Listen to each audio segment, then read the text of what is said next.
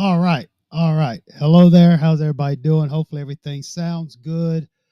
Uh, it looks like I've been playing around with some stuff, so if it sounds crazy, I do apologize. This is a dollar and a quarter tree production. Anyway, I am South Coast Kane. This is the South Coast Kane Show. This is the USF Pre-Game Show.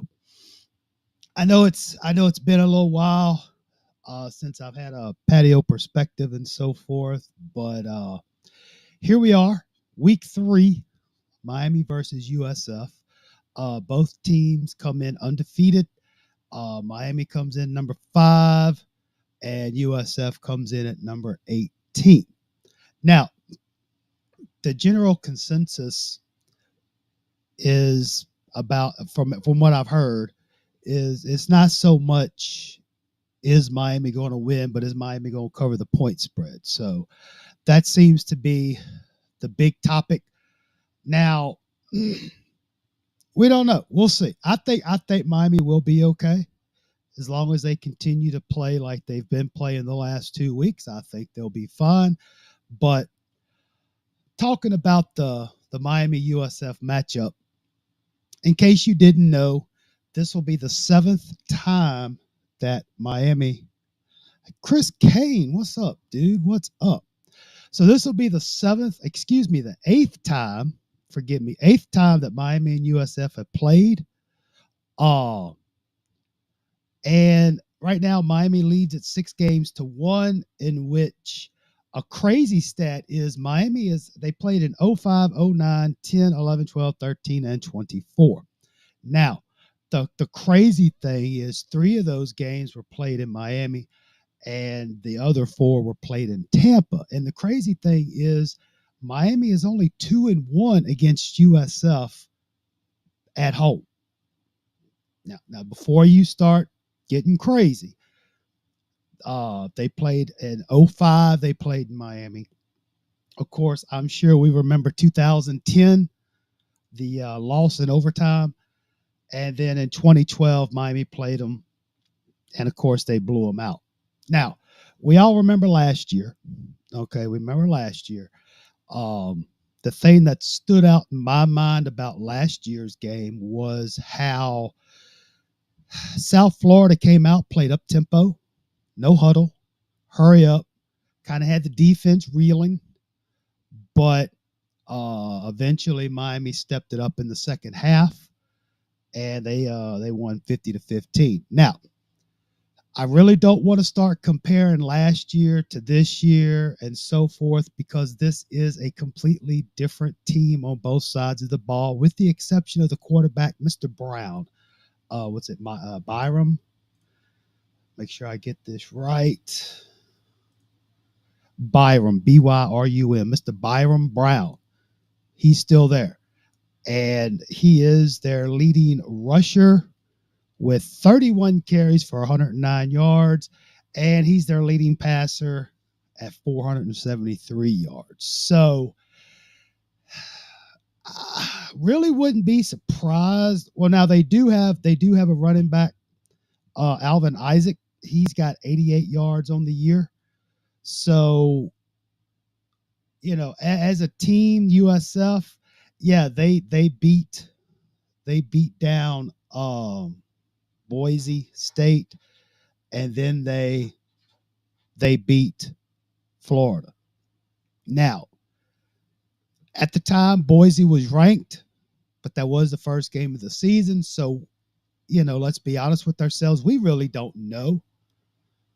Okay. Florida, we're going to find out tonight how good they are. But from what I gathered, Florida, as of right now, I mean, I don't watch them or anything, but from what I've gathered, they're not really hitting on much either. And Florida had their opportunities, but, blew it. But you got to give respect to South Florida for going into the swamp and defeating Florida. You got to give it to them. They're going to throw everything but the kitchen sink. Exactly. You know what this reminds me of, Chris Kane? And I thought about this the other day. This has shades of Charlie Ward back in the 90s. I'm not saying Byram is the next Charlie Ward, but just the defense that Miami's going to have to play. I mean, you're talking like, Charlie Ward, Michael Vick, etc. You know, I think if they can just keep a linebacker or something as a quarterback spy, and let's make sure we keep containment on the outside of the line. Don't go getting fancy. Just pin your ears back and go get them. Um, like I said, I'm sure they're going to probably pull out all the stops. Okay, I'm sure they're going to try another halfback pass like they did last year. I wouldn't put it past them. Um, let's see here. Let me try this. I'm using a new thing this time. I have been doing StreamYard, but this time I am doing the EV Mux.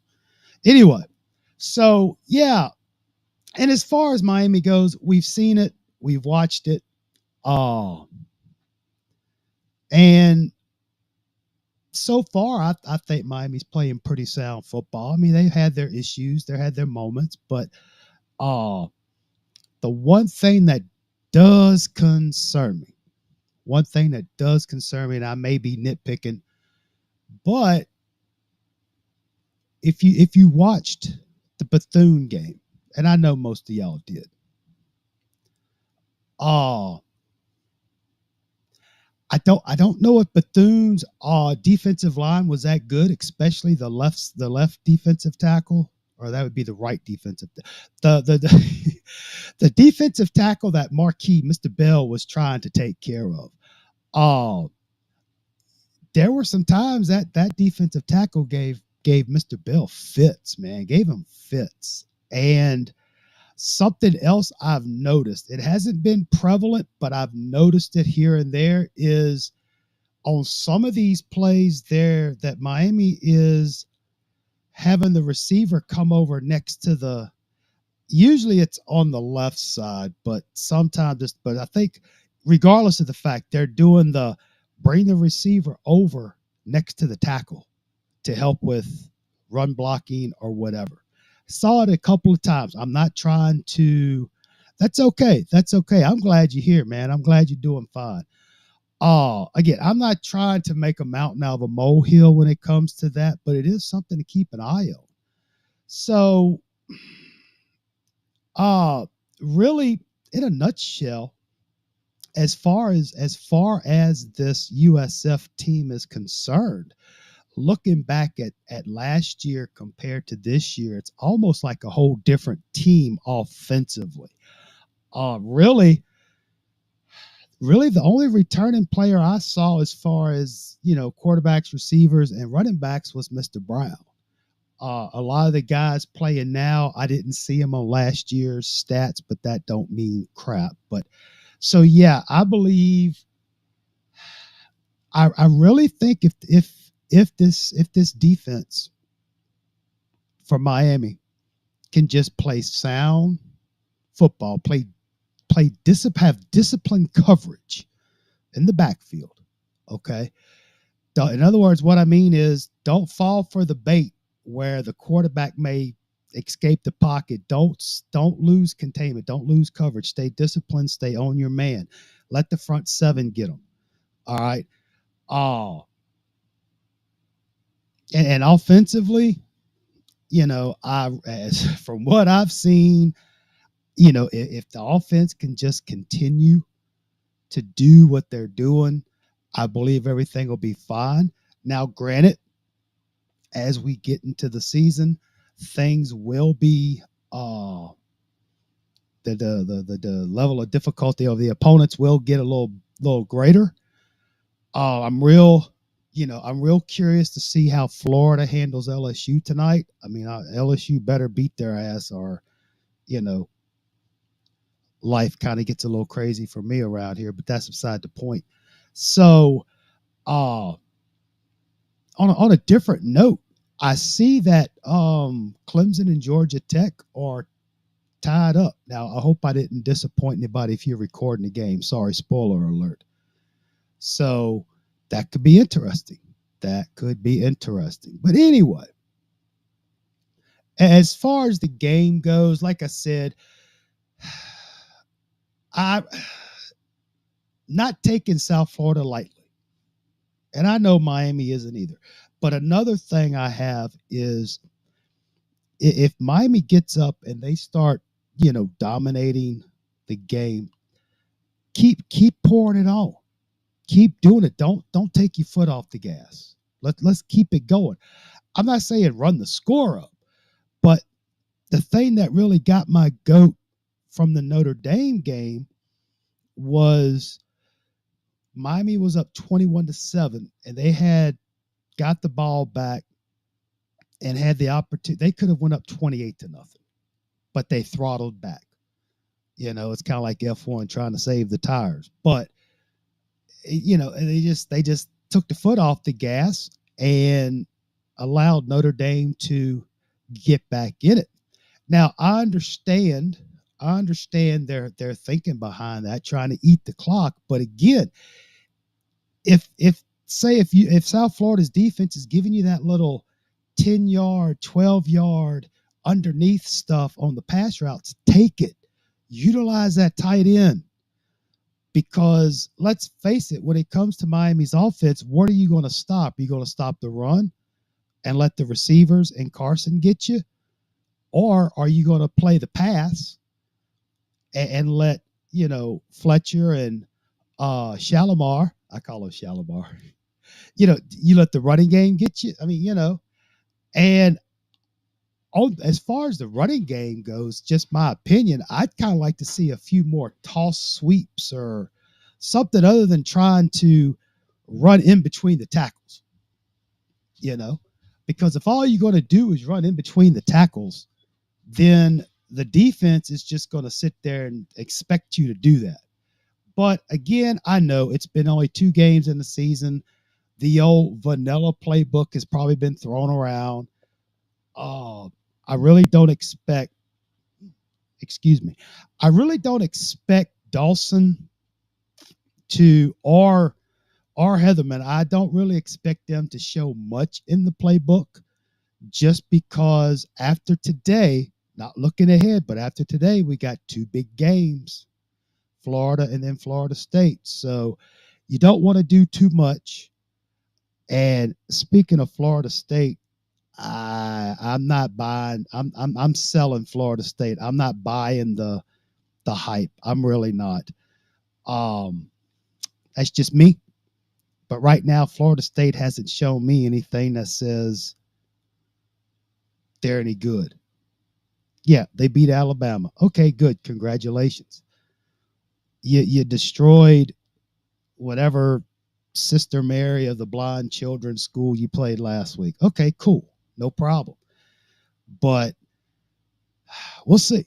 We'll see. And in Florida, I got a feeling Florida's just not there either. But that's for neither here nor there. We'll find out as time goes by. But as far as Miami and South Florida, I can see Miami getting at least 27 to 30 points. Okay, that's just ballpark. Okay. And I could see if this defense can contain the rushing game and the defensive backs can play very disciplined coverage in the passing game.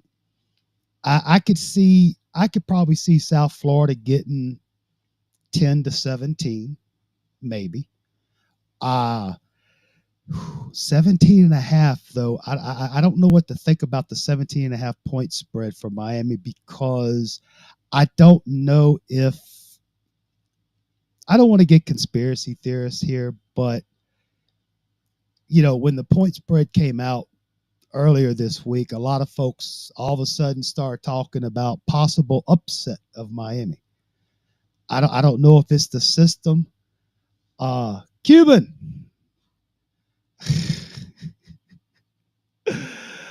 Oh my gosh. Don't race like Verstappen. You end up in the wall. Nah. Yeah, we will have a post game. We will. We will. Oh, but anyway, be safe driving home, Cuban. Um, but I wouldn't be surprised if Vegas is trying to take some sucker bets and have people take South Florida in the points, which 17 and a half, I don't know. But I do know this. I do know this. You probably, I mean, I wouldn't be surprised if Miami pulls out a 35-14, 35-17. Um, I all I can say, I don't want to see Miami perform like Florida did last week. And what I mean by that is don't miss on opportunities. Stay disciplined. Don't look ahead. These, because I said this the other day. Well, let me backtrack. Talking about predictions and how the team's going to do. Before the season started, I had nothing to look at. And then last week, we've had 2 games under our belt, saw how the team is functioning, how they're performing on the field. And I'm like, okay, cool. I do think that this team can be successful if they continue the way they're going and just get better. Oh, one thing I do want to say is it looks like, in case y'all were under a rock, but y'all know Markeith is no longer with the team. Don't know what he did. Really none of my business. I just wish the best for the young man. I hope he finds his way. Um, Also, the defensive lineman. This is according to CFB, as in boy, depth.com. Uh, Hayden Lowe is going to be out for the season. This was updated on the 10th of this month. And then Cole McConaughey, the second. He's out with the undisclosed injury, so I don't know. But anyway, yeah. So as far as the starters for the game, I'm sure it's going to be basically the same thing we've seen. Same thing we've seen, and I really think Miami's going to be successful. I'll try to be in the post game, which will probably air about, I don't know, 10, 15 minutes after the game. I don't know. It's somewhere around that neighborhood. Uh, hopefully I'll be in better spirits than I was the last post game for Notre Dame. So, it'll be what it'll be. Uh, because we all get excited, we all say stuff, we all have difference of opinion, but we all want the same thing, and that's for Miami to be successful and continue to be successful. Um, Me personally, I'm not looking for the 1980s 2.0. I'm not looking for early 2000, 2001 2.0. I'm not looking for that. I just want to see this team be successful. And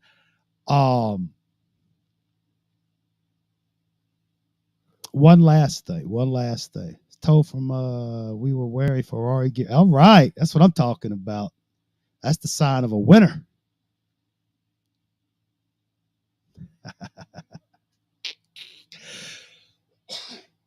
Now, if Miami really wants to be, if they really want to be winners, they wear some of that Cadillac racing team gear. That's right. Anyway, that damn Cuban always throws me off track. He does it with ease, and I think he does it on purpose. But anyway, one last thing before we get out of here, because I did this a little bit early because I didn't know what y'all got going on today. I feel like if I start closer to the game that people may not be able to finalize whatever they're doing or whatever. So I wanted to go a little bit early. And the last thing I want to talk about, there was discussion on From the Bottom of the Map, I believe, Ike and Israel talking about the talent of the team. And honestly, in my opinion, I think I think there's talent. It just has to be guided, disciplined, and formed. You got to develop it and all that good stuff. But anyway, that's a conversation for a whole nother time. But anyway, thanks to Cuban and Mr. Chris Kane uh, for life. Thank y'all for stopping by. And if anybody watches this later, thank you for stopping by. I know it wasn't fancy. It wasn't all, dog and ponies and elephants jumping through hoops, but it's just the third game of the season. We're still trying to see what kind of identity this team has. And I haven't heard that before, have you? But yeah, I'm gonna probably go down and say that. Put me down for a give me a Miami 35-14 victory at least. Um, Hopefully they stay at least. Hopefully Miami covers. That's what I just want to see. And yeah.